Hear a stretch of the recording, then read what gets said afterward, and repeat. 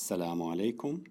الصلاة والسلام على سيدنا محمد وعلى آله وصحبه أجمعين.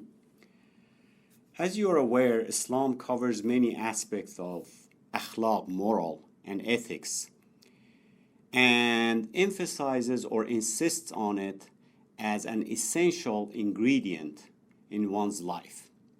As you know, the Prophet ﷺ said, بُعِثْتُ لِمَكَارِمَ الْأَخْلَاقِ.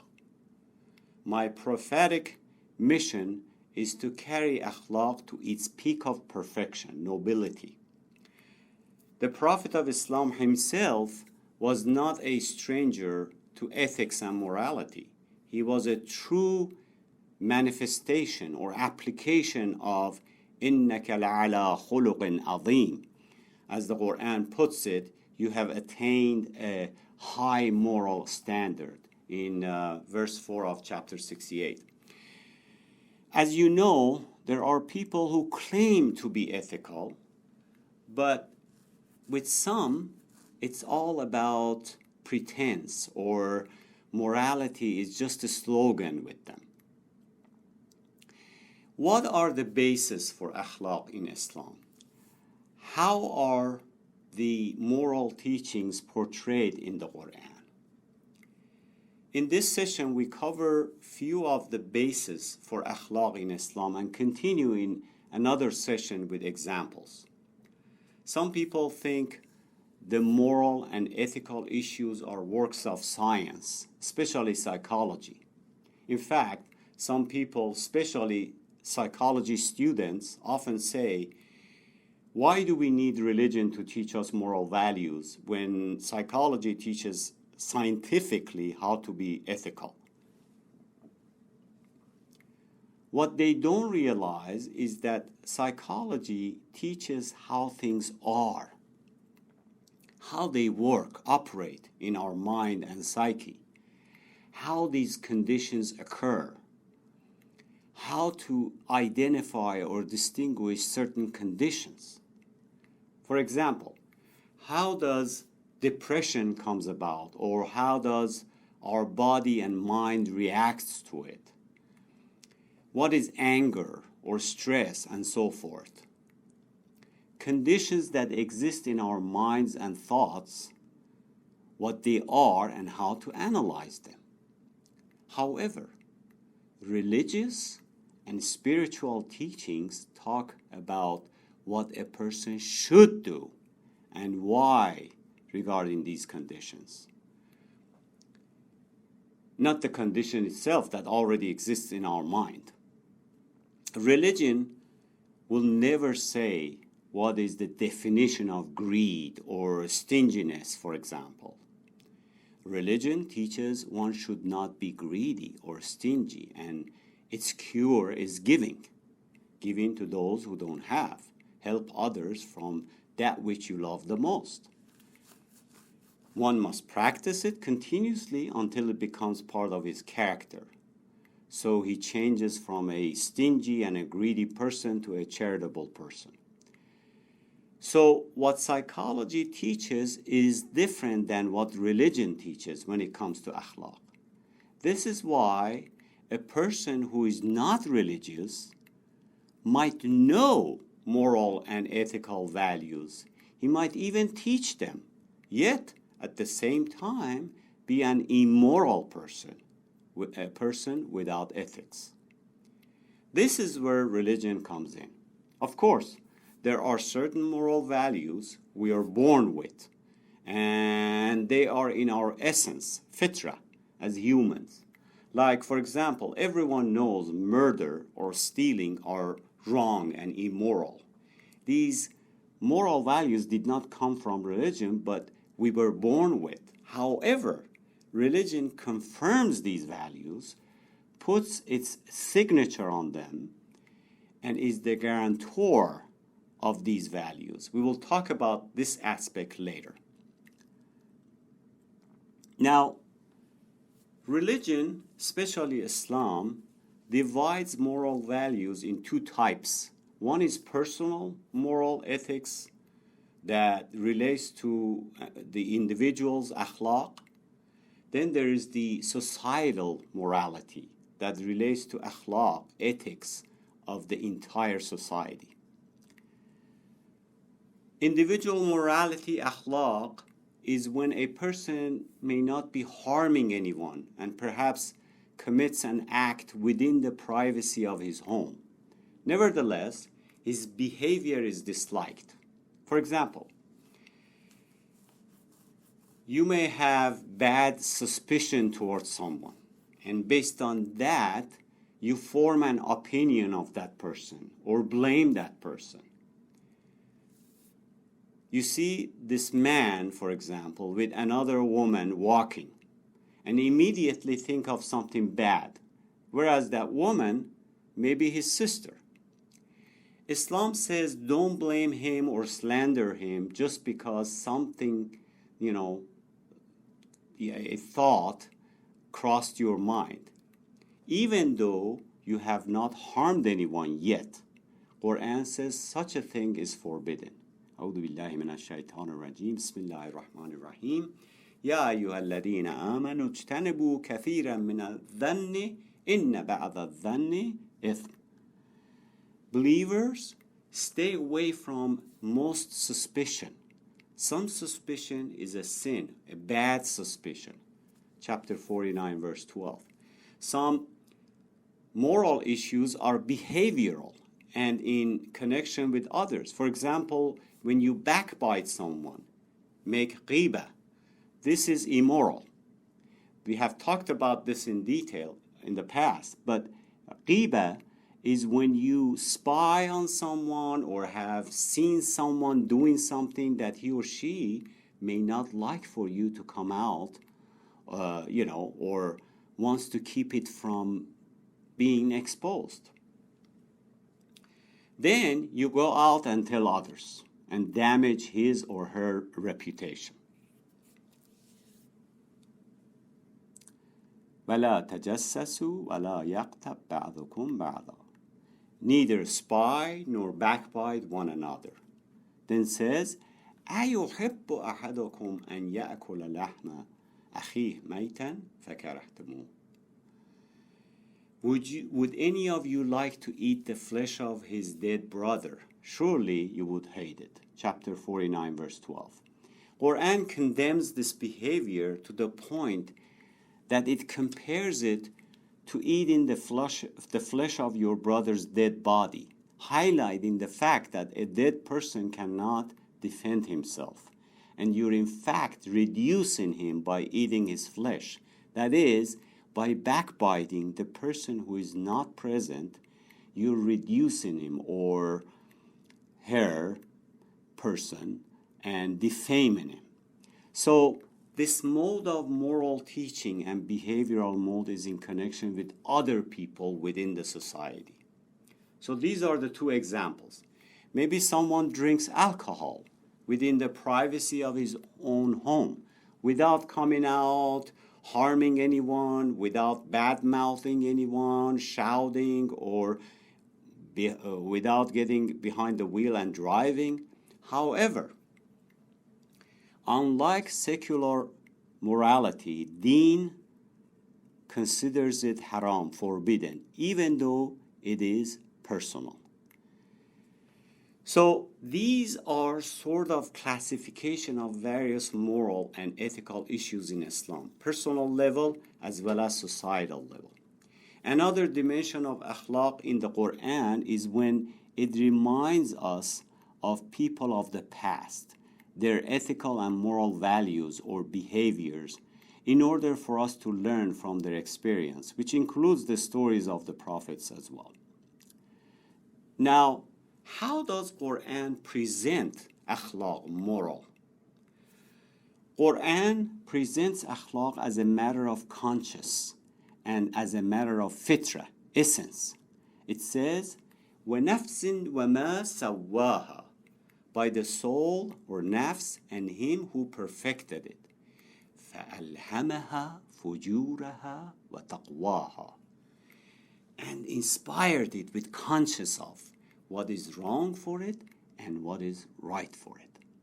قَدْ أَفْلَهَ مَنْ زَكَّاهَا, He who purifies it will indeed be successful. وَقَدْ خَابَ مَنْ دَسَّاهَا. And he who corrupts it is indeed a failure. Chapter 91, verses 7 through 10. These verses highlight the fact that our nafs, which is inspired, as in our fitrah, with conscience, that knows what is good for it and what is bad for it. Then, one who makes the effort to purify it or chooses to purify it will be successful. And one who chooses to corrupt it will be a failure. Now, the secular scholars define the basis for akhlaq to be based on opinion. For example, they say the basis for moral values is indulgence. Whatever I like to do, I do because it feels good. Hence, morally okay. This is what they say. Or the basis for akhlaq is what benefits me. Whatever is to my benefit or societal benefit based on my opinion is the basis for my akhlaq.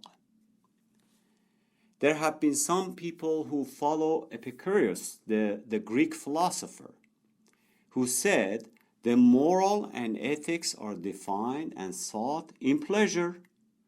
He said the real akhlaq is for a person to find out what satisfies him and his wishes, then go after it. Go for it. Obviously, this is extremely objectionable and dangerous. Hence, they say when he saw his followers were engaging in anything and everything that pleases them and follow it literally, which had caused many problems in the society, he then revised his statement and said that he meant being content and satisfied, not just doing whatever people want to indulge in.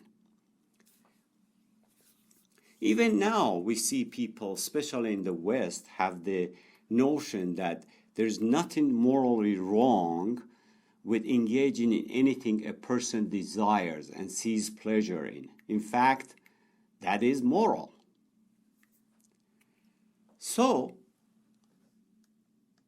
now we can criticize such definition or philosophy of akhlaq as follows. What is our criticism to this mode of thinking? Number one, there are many pleasures in life that are momentary, and due to their harms that will follow, they bring about regret and sorrow, depression, and in some cases much trouble follows these short-lived pleasures.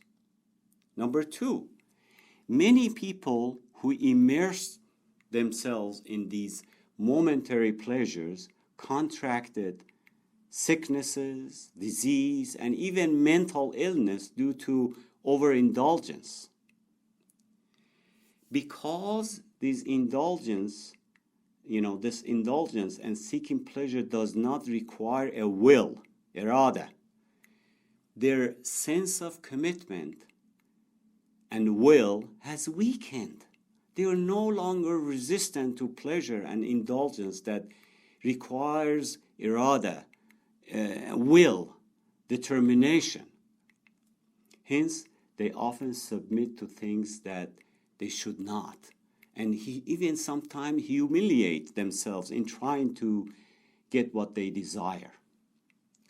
From a social perspective, seeking certain desires has caused much friction and conflicts among the members of the society who are seeking the same pleasure. Hence conflicts, because it becomes a competition, and there's conflicts, hostilities that will occur as a result. This is why we say defining akhlaq by seeking any pleasure and desire is objectionable in many ways. And the Qur'an confirms this by saying, وَأَمَّا مَنْ خَافَ مَقَامَ رَبِّهِ وَنَهَى النَّفْسَ عَنِ الْهَوَى فَإِنَّ الْجَنَّةَ هِيَ الْمَأْوَى. But whosoever feared the standing before his Lord and prevented him from desires, indeed, his place shall be paradise. Chapter 79, verses 40 and 41. Which means a person will only reach success and the ultimate destination, which is paradise, when he actually fears the day he will be standing before God for accountability, hence controls his nafs, his desires. He does not turn to anything and everything that might give him short-lived pleasure. But at the same time, he does not deprive himself from everything that he enjoys and gives him pleasure in proper way, as the Qur'an confirms this as well. قُلْ مَنْ حَرَّمَ زِينَةَ اللَّهِ الَّتِي أَخْرَجَ لِعِبَادِهِ وَالطَّيِّبَاتِ مِنَ الرِّزْقِ قُلْ هِيَ لِلَّذِينَ آمَنُوا فِي الْحَيَاةِ الدُّنْيَا خَالِصَةً يَوْمَ الْقِيَامَةِ. Say, who has forbidden the beautiful gifts of Allah, which He has produced for His servants, and the things clean and pure, which He has provided for sustenance? Say, they are in the life of this world for those who believe, and purely for them on the day of judgment. Chapter 7, verse 32. None of the beautiful things, pure things in this life are forbidden to the believers if they are used wisely. All God's material favors are available for both the believers and the unbelievers. However, this verse mentions believers and the last day because a believer who truly believes in God and the last day knows how to use all these material favors Allah has put in this world for His pleasure. They are pure only for the believer from that perspective, and only for him they will be counted as allowed and pure in the day of judgment. On the other hand, for the unbeliever who took these favors and indulged in them without any breaks or control and just submitted to his own desires, in that day they will become a responsibility. The unbeliever must answer for, hence incur penalty.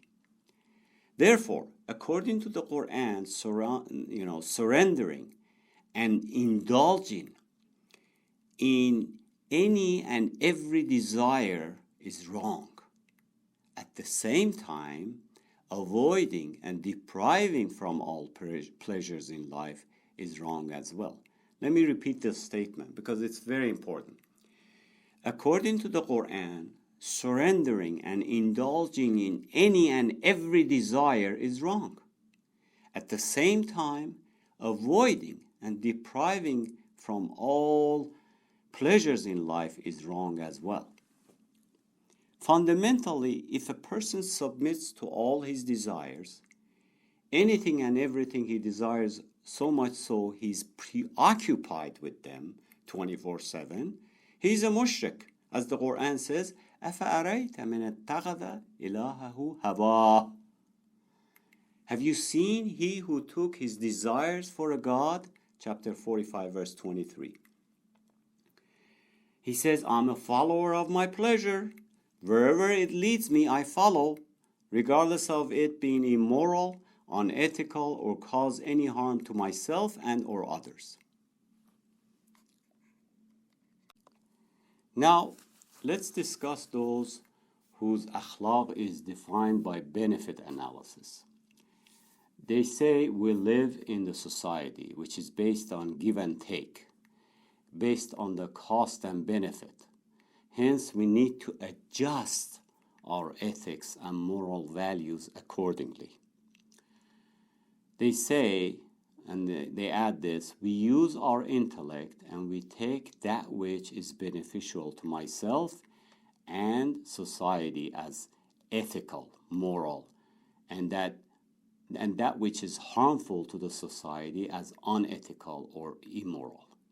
So, if it's good for me, it's moral. If it's good for the society, it's moral, ethical. But if it's bad for it, it's immoral. Well, even these people can be criticized on two fronts. Number one, akhlaq is an honorable matter and cannot be measured with material and financial values and benefits, because these are superficial indicators and standards. People who subscribe to this philosophy can sometimes lie or sometimes tell the truth according to where their benefit and material interest is. He may commit an indecent act in order to benefit from something impersonal or societal level. If he's asked why he did it, he will say that there was a benefit and in the other case there was not. As a result, there is really no standard, no yardstick to measure against. Akhlaq is no longer an absolute, a constant, rather something relative, something subjective. Number two, the second objection is the harmful consequences. Why? Because when we rely solely on our intellect, aql, and ignore the divine laws and revelations, then something that might seem beneficial to you and I may not appear beneficial to others. Therefore, you will have this conflict of interest because this realization is not dependent on just one person's opinion, one person's intellect, but many differing interests in there. There are other forces that influence our aql, intellect, as well, like desires, selfishness, self-interest, and so forth. All affect how we think and judge things, affect our views on what is beneficial and what is not. On the other hand, if the person is a believer and accepts the divine laws and revelations, which teach moral values in absolute terms, then his aql will be intact, unaffected by his own desires or others' demands and whispers. He will say, no, this is God's ruling and I will not deviate from it. Stop whispering. Whereas if he leaves it all to his own intellect, then when he realizes something is harmful, hence unethical, immoral, other forces within him will influence his aql and force his aql to justify his behavior. I know this is wrong, but only this once. Or due to such and such, or due to my circumstances. These are all the excuses.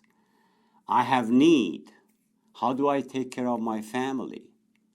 Well, the guy who is bribing me, he is giving me the money willingly.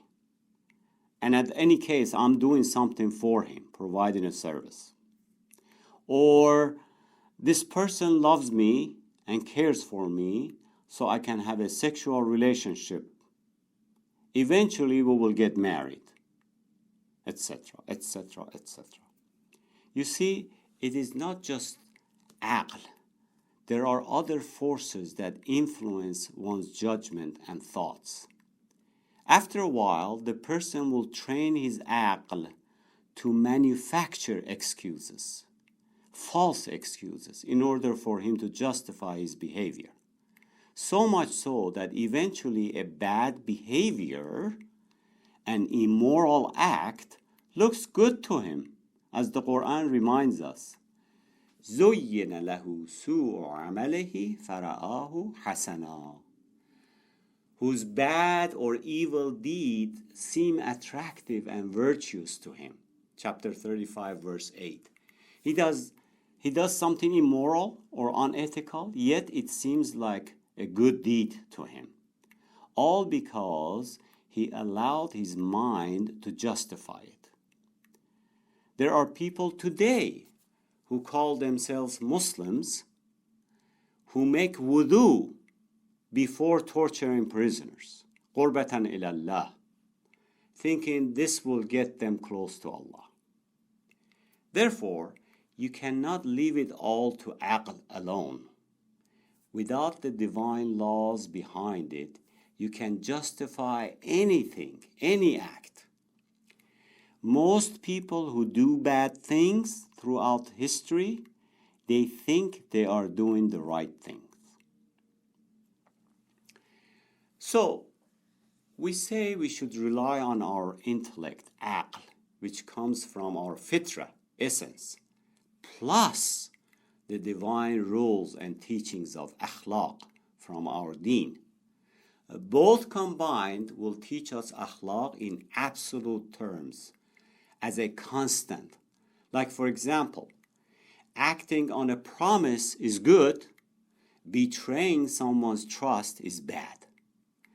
Justice is good, transgression and injustice is bad, no matter how small.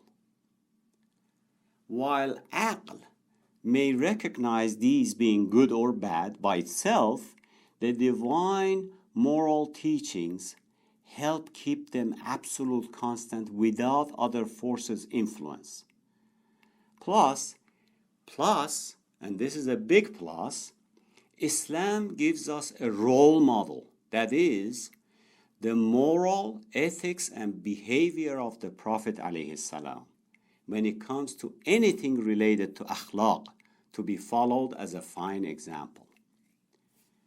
One who Allah calls إِنَّكَ لَعَلَىٰ خُلُقٍ عَظِيمٍ. As the Qur'an puts it, you have attained a high moral standard. The same person about whom the Qur'an tells us, لَقَدْ كَانَ لَكُمْ فِي رَسُولِ اللَّهِ أُسْوَةٌ حَسَنَةٌ. You have indeed in the Messenger of Allah a fine example to follow in conduct. Chapter 33, verse 21. He is your role model when it comes to akhlaq. In other words, it is one thing to read the rules in morality and akhlaq, but it is another thing to see someone practicing it completely and to the best way, and that is the tradition of Prophet Muhammad alayhi salam. By the way, our Prophet had the highest level of iman and akhlaq, so much so that there is absolutely no reports from his enemies as well as his companions and followers that he ever once did something immoral, as much as even a foul word or a cuss word. No reporter or writer, European, Muslim or non-Muslim, even his critics, has ever been able to deny his level of iman, dedication, and conduct, moral conduct.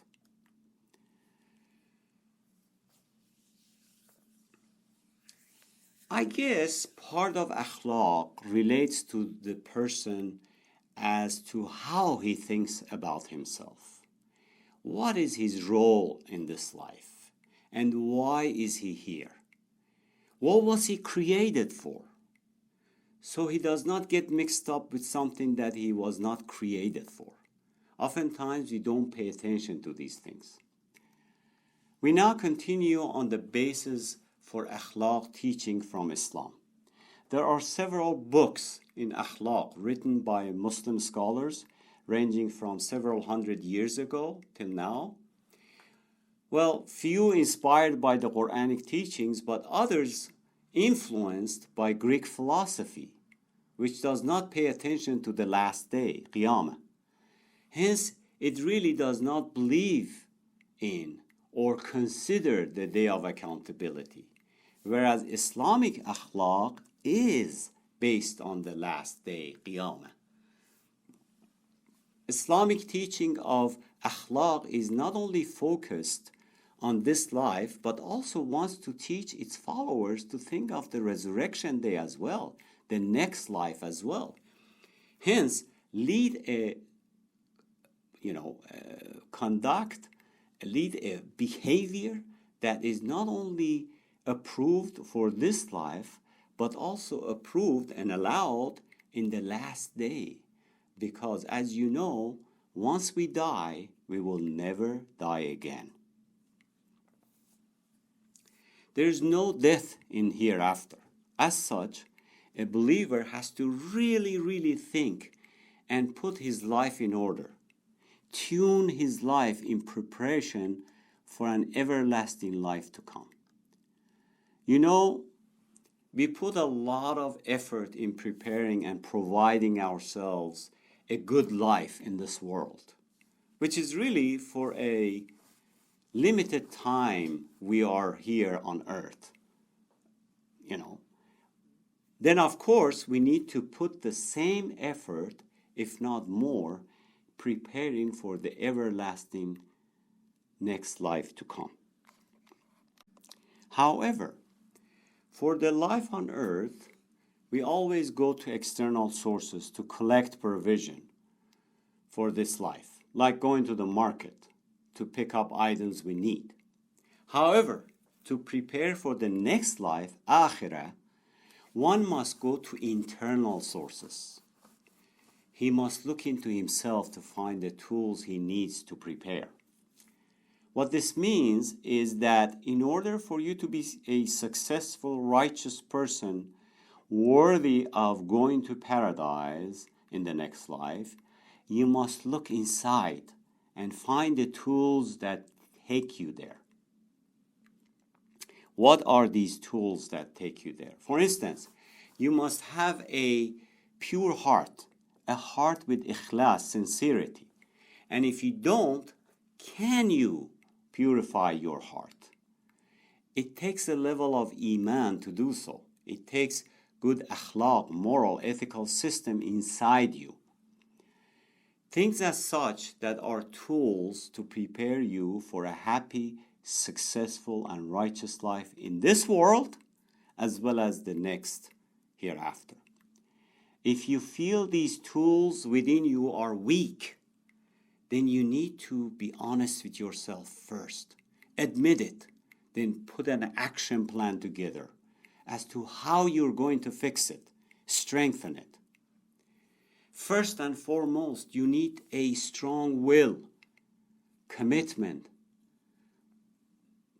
determination to commit and stick to your action plan. Then increase your iman and cleanse your heart. Get rid of things that pull you down. And these usually stem from bad modes of behavior and bad akhlaq. Use your mind under the guiding light and support of the Quranic teachings and the Prophet's tradition. All of these resources are inside you. You don't need to go to a store or invest a lot of money to get to them. They are already inside you. You just need to invest in a strong will, irada, strong commitment and iman in order to build your akhlaq, sifat, attributes, character, etc. All of which live within us or, with us. Then you will be able to build up and get yourself to the humanity God intended for us. As such, unlike the thing you buy in this world and cannot take with you, there are a lot of things we buy in this world and definitely we cannot take with us. Instead of that, you build an investment, an equity that you will be able to take with you when you die. and use it in the day of accountability in order to be admitted into Jannah, inshallah. True ownership for mankind is his deeds. True ownership for mankind is his deeds, good or bad.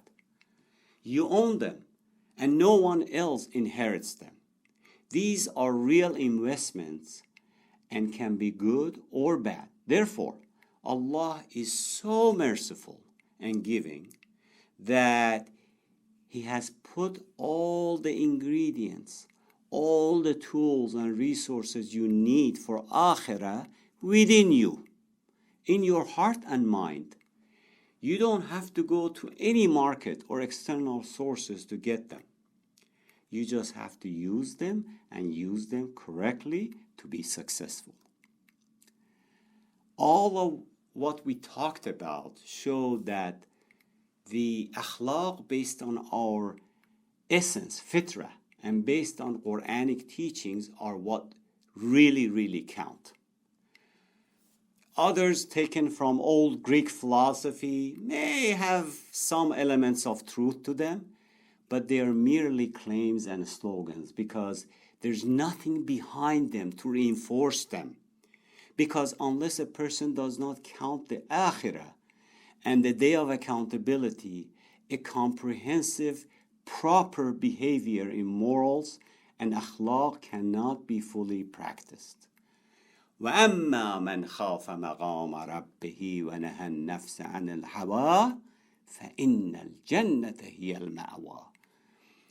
But whosoever feared the standing before his Lord and prevented himself from desires, indeed his place shall be paradise. Now, let's talk about a few important lessons in akhlaq as the Qur'an emphasizes on them. Number one, loving the truth. Loving the truth. A Muslim, a believer, must love the truth, and he must seek the truth wherever it takes him. And this is what we're talking about here is beyond being truthful. Being truthful, not lying is included, but we're not talking about that aspect of it. Quran demonstrates this with the story of Musa alayhi salam seeking the truth and traveling a long distance to meet this sage in Surah Al-Kahf. The reality of it is, if I hear there's a meeting, a lecture, a conference, a speech by a person in a faraway location about the truth, I should make all attempts to get to it, much less this truth may be close within my reach. And not be afraid to find out that the truth may not be in line with my perspective, my personal opinion or belief. This is why seeking the truth has been mentioned many times in the Qur'an in various ways, and the Qur'an condemns the opposite of seeking truth, which is being stubborn and rejecting the truth when it is right in front of you with proof and reason. And in fact, being stubborn and rejecting the truth is kufr, or disbelief, as the Qur'an refers to it as لَلَجُّوا فِي طُغْيَانِهِمْ يَعْمَهُونَ. They would still blindly persist in their rebellion. Chapter 23, verse 75. The term لَلَجُّوا means they still persist in their stubbornness due to their old habits and their wrong understanding, which often, in fact, becomes their idol, hence their own belief, disbelief, we should say.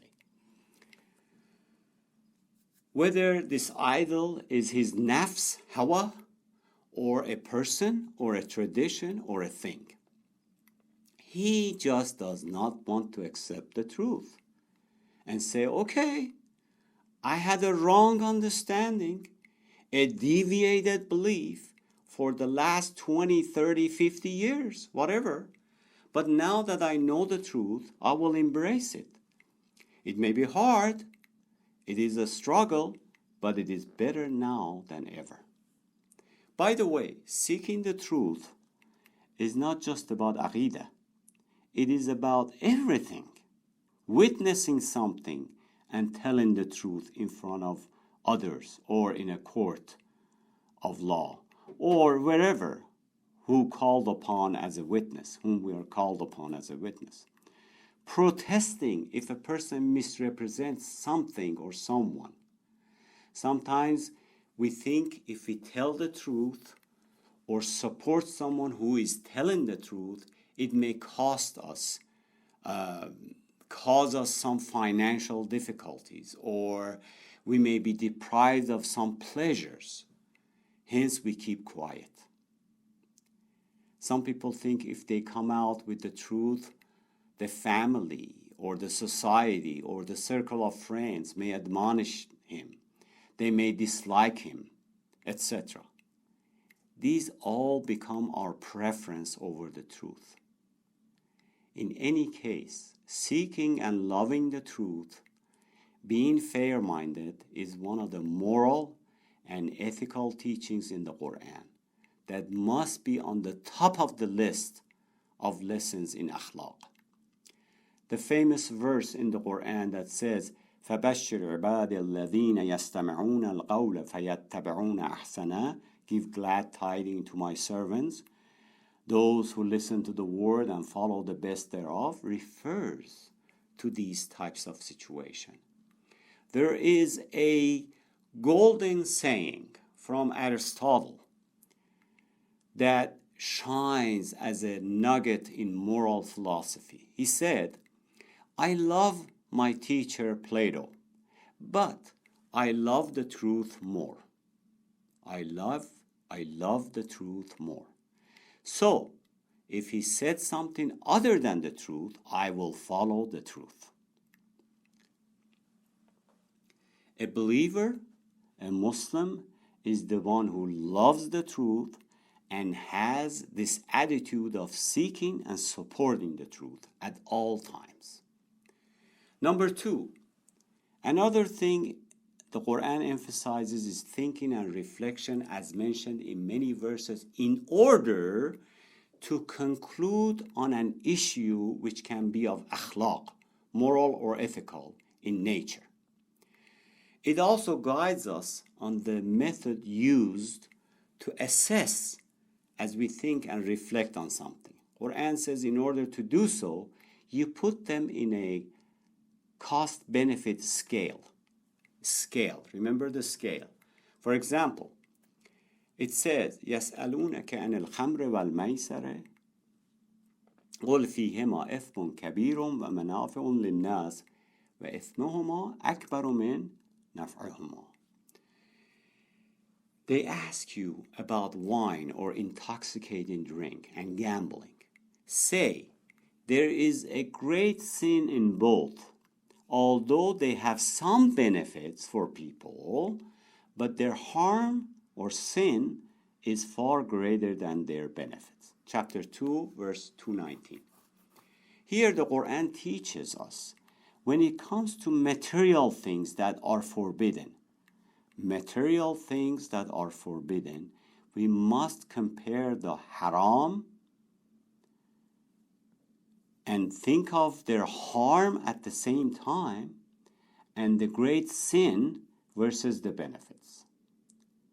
So, you put the harm and the great sin in one scale and the benefits in the other scale. So, Qur'an appeals to people's intellect here to think. A prudent or far-sighted person can immediately reach a conclusion by using the scale. There are many occasions that you and I might have come across where we surrendered to a wrong choice. Whereas if we had really thought it through, considered the consequences, all the troubles that will follow, we would have never made that choice. Hence, we have never we would have never suffered the consequences.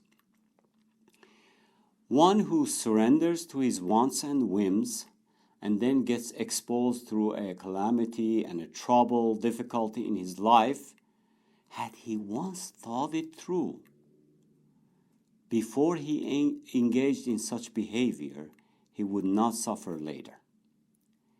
Had he just thought that not only I care about myself right now at this moment, I will care about myself in the future, in this life as well as the next.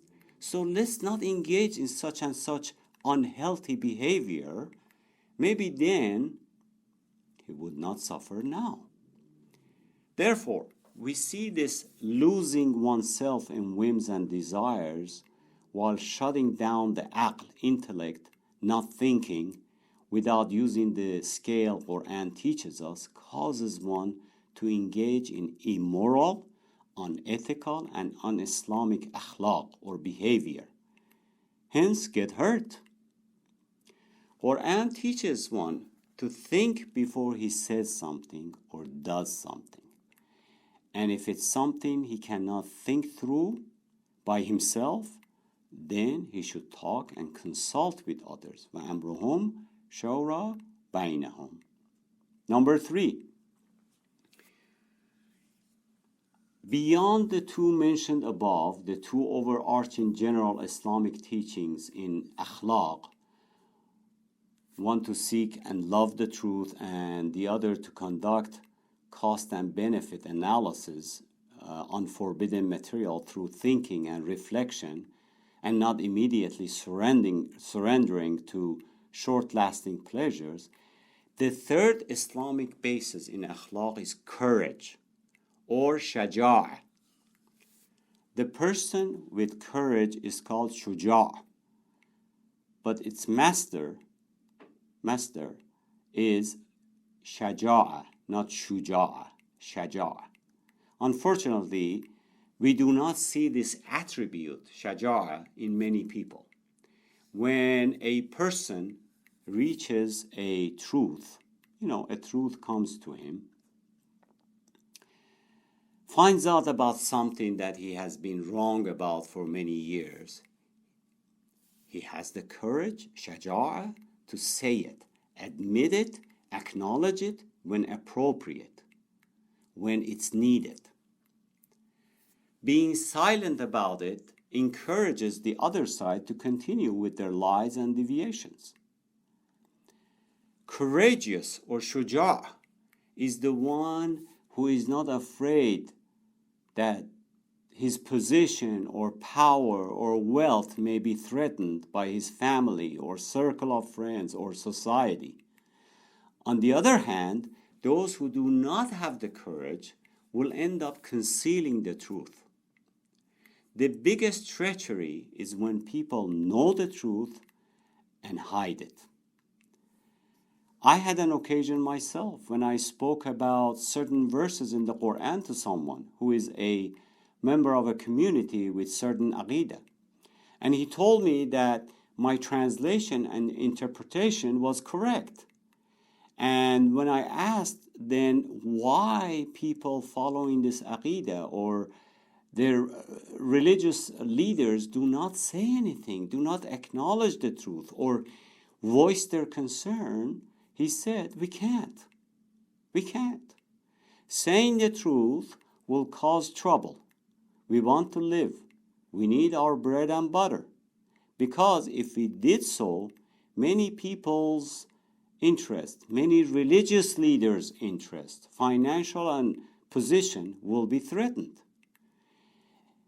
A religious layer within the society lose their means of living.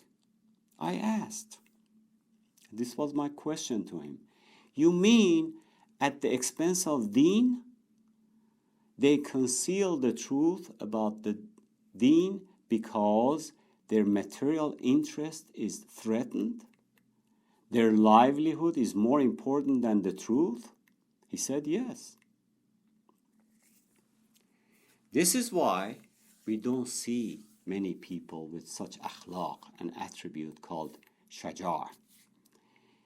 In their eyes and minds, the value for the truth weighs less than their material interests or their position and livelihood.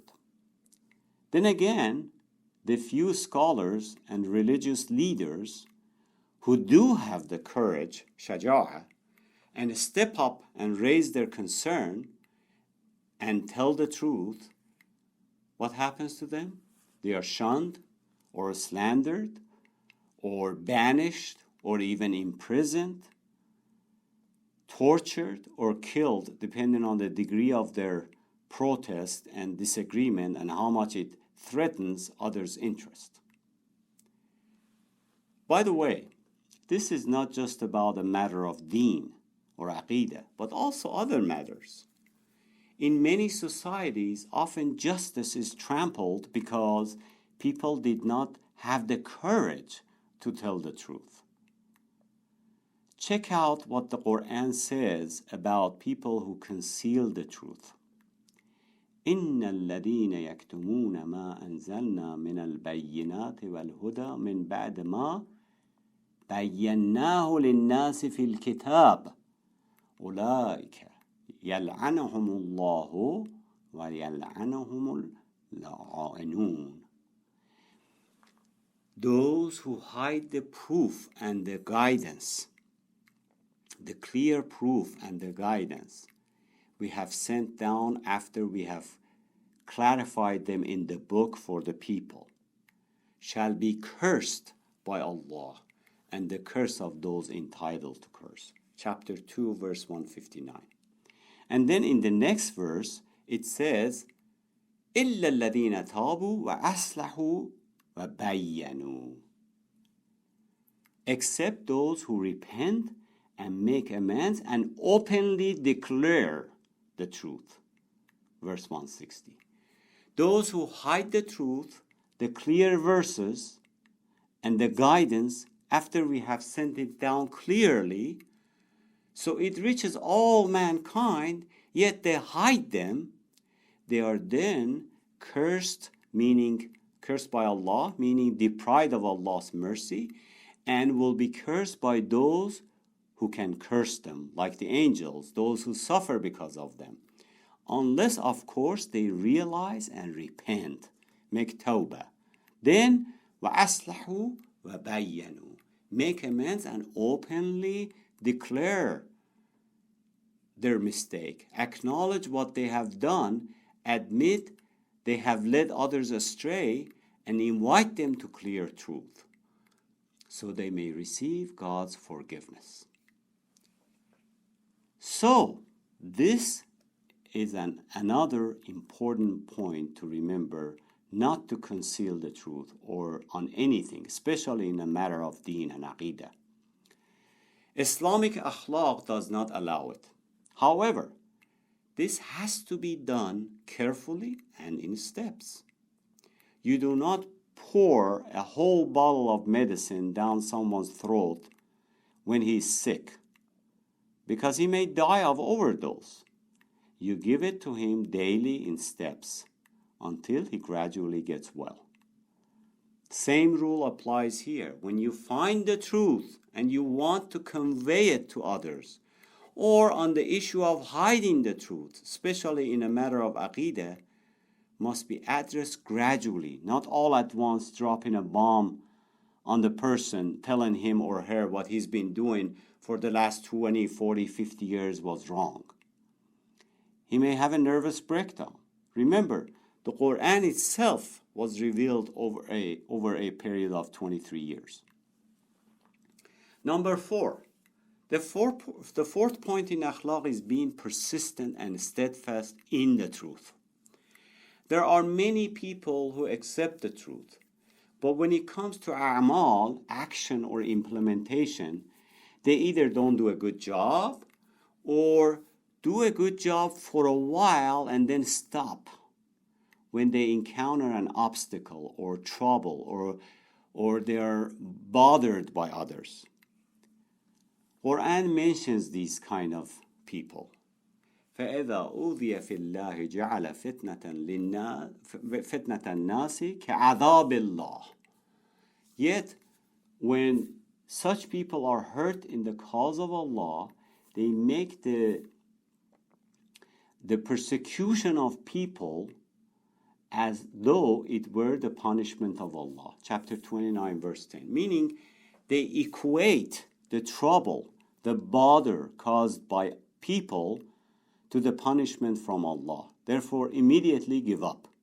Give up on what they're doing. What's the implication of it? The implication is one has to persist, has to be steadfast. Achieving a level of Iman is one thing, but maintaining it is another. This is why the Qur'an says, وَاسْتَقِمْ كَمَا أُمِرْتَ. Be steadfast in that which you are commanded. Or, إِنَّ الَّذِينَ قَالُوا رَبُّنَا اللَّهُ ثُمَّ اسْتَقَامُوا. Indeed, those who said our Lord is Allah, then persisted. They stood straight and steadfast. Means, people who do maintain their position and principle, people who do remain upright. This is not just in a matter of deen, faith, but also in other matters in life. Maintaining one's position and ranking at work. You know, if you have a position and a rank at work, at school or community or even sports, you see someone wins the gold medal by capturing the first place in Olympics. However, keeping that title requires persistence and hard work. Otherwise, he will get knocked out on the next tournament. This means if you are known to be trustworthy in the community, never betray anyone's trust by the first hardship that comes your way. Keep being such a trustworthy person.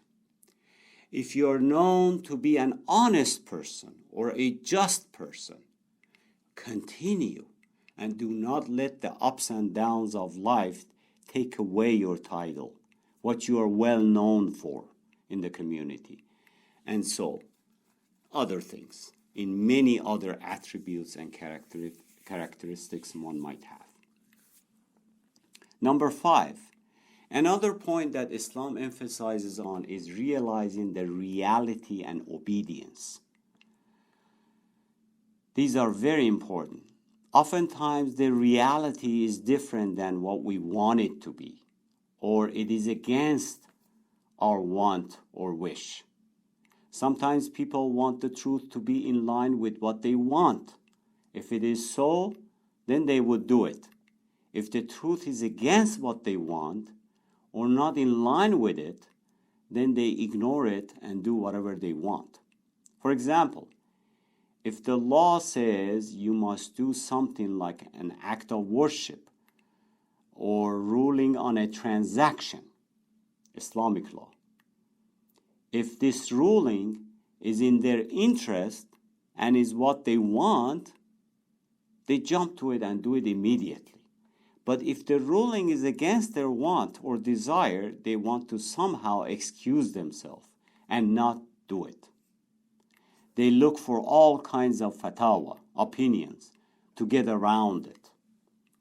Whereas a real believer, a real Muslim, fully surrenders to Allah. No buts and ifs, even if it seems against his own wish.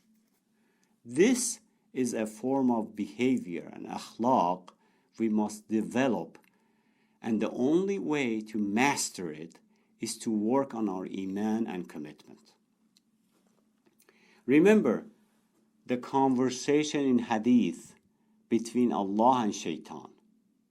When Shaitan said to Allah, if you forgive me for not prostrating to Adam, I will worship you in a way that no one else has ever done so before, the way no one has worshipped you before me. Well, this is a huge statement. but a huge flaw behind it.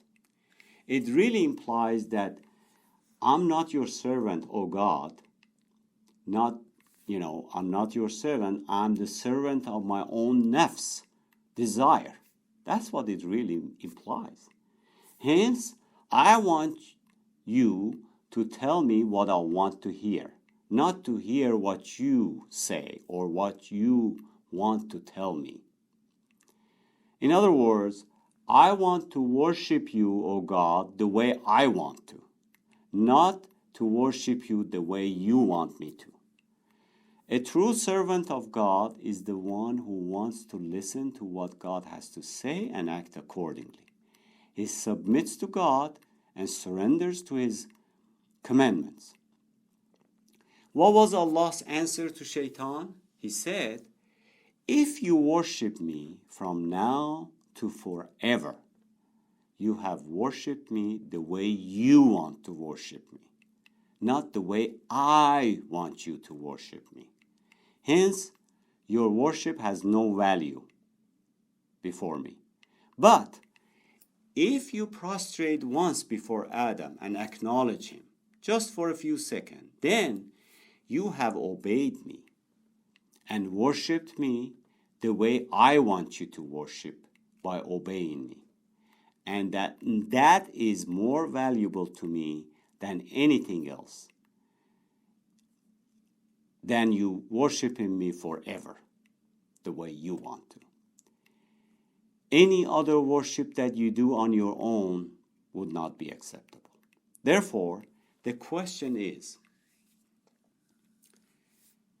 what is it that God wants so I do it exactly as He wants it done, while doing it with sincerity, ikhlas, without questioning or compromise, and put away hubbun nafs, personal desires.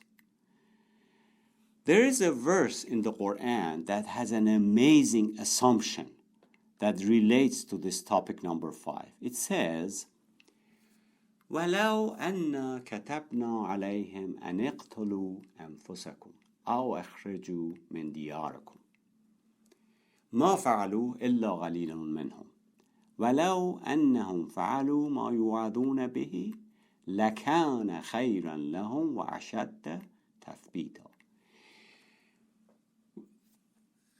If we had ordered them to sacrifice their lives or to leave their homes, very few of them would have done so.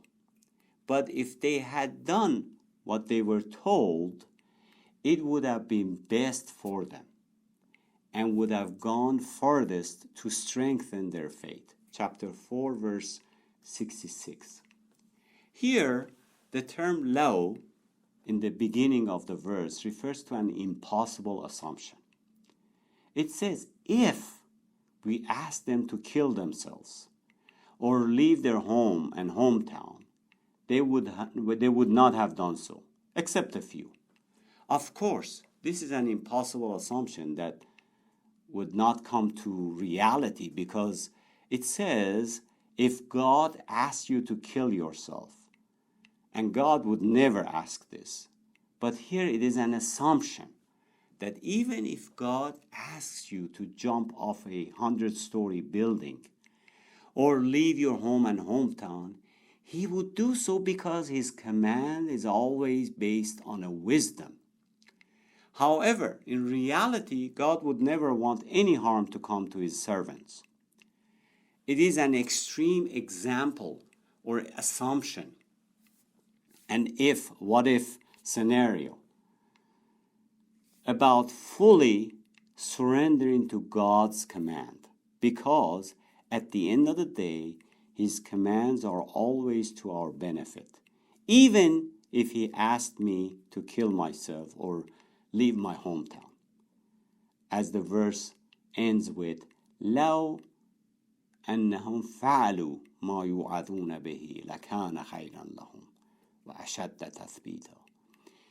But if they had done what they were told, it would have been best for them and would have gone furthest to strengthen their faith. This means if Allah asks me to do something, for sure there is wisdom behind it, even though I may not know it. Not that He would ask such a thing. Recall in a story of Ibrahim and Ismail, peace be upon them, when Ibrahim dreamed he was sacrificing his son Ismail. And when he talked to his son, they decided this is God's command and must be obeyed. However, in reality, that is not what God wanted. Hence, did not let it happen. Of course, Allah not only condemns child killing, but also has grave punishment for it. قُلْ أَمَرَ رَبِّي بِالْقِسْطِ. Say, my Lord commands me to be just. But what happened with Ibrahim and his son just demonstrated Ibrahim and his son's commitment and complete surrender to God as they passed the test. It wants to say this will, irada, and determination should be inside you right now. So even if God asks me to jump off a bridge, I'm ready. Again, not that He will. If we indeed reach this peak in servitude, then we are a true believer and servant of God. So, in this session, we talked about 5 bases of Akhlaq, morality in Islam, which were loving the truth, reflection and contrast, courage, persistence, realizing the reality and pure obedience. In part 2, we will continue, inshallah, with few examples or specific cases of moral, akhlaq teaching from the Qur'an, some of which will be on the basis of what we discussed today. We ask Allah to guide us and keep our hearts and minds in full obedience to Him. We ask Allah to keep shaitan away from us and help us worship Him the way He wants us to. We ask Allah to increase our iman and bless us with Quranic akhlaq. Bismillahir Rahmanir Rahim. Wal asri innal insana lafi khusr illa alladhina amanu wa amilus salihat wa tawasaw bil haqqi wa tawasaw bis sabr. Assalam.